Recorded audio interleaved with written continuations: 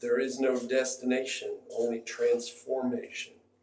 So a lot of people think there's some kind of a finish line when they're on a journey, on a healing odyssey, and they're moving forward to diminish or eliminate chronic pain, anxiety, or panic, or any other neuroplastic sensations, which are not damaging your body. They're just protection sensations sent by unconscious mind to make sure that you survive. They're less than useless, but they're a part of our lives. So as we move forward and we have some idea that there's a finish line or a destination, that creates pressure.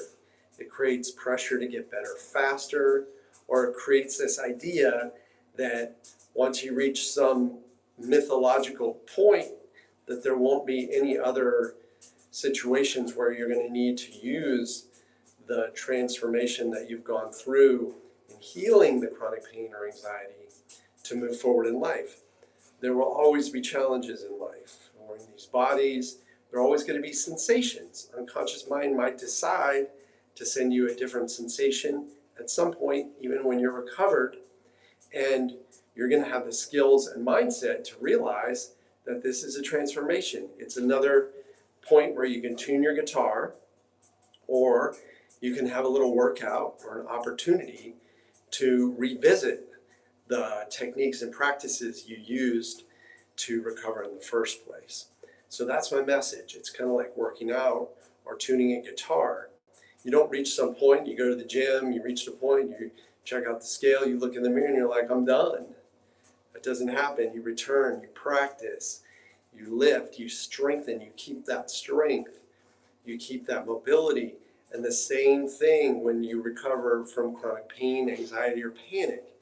If you have sensations in the future and you don't want them to become chronic and send you into a spiral like I was on, and many of you probably experienced, if you don't want those sensations to become debilitating, then you practice what you learned. You work your mindset like you're at a gym and you're working out. You work that mindset. And when you work that mindset, there's no destination. You're not done. You don't just say, I'm done. I did my one workout. Now, for the next 10 years, I'm going to be healthy. No, it's the same with mental fitness. With mental fitness, you continue to practice. You notice something gets you upset, then you feel that emotion.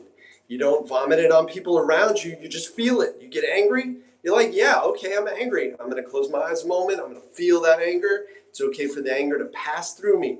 Just like a storm cloud, it passes through, passes on, and you're done. Or you have sensations.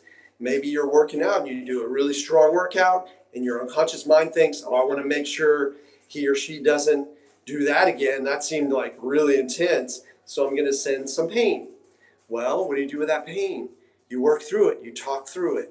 So this is a lifelong journey, and these skills that I teach here, and that you can subscribe to this channel and learn, or you can work with me as a client, these skills that I teach, these practices that I teach will serve you forever. They're transformative. They're meant to serve you all the way up to death's door and maybe even beyond. Because when you have these skills, you can remain calm, courageous, confident, and curious, and that moves you forward.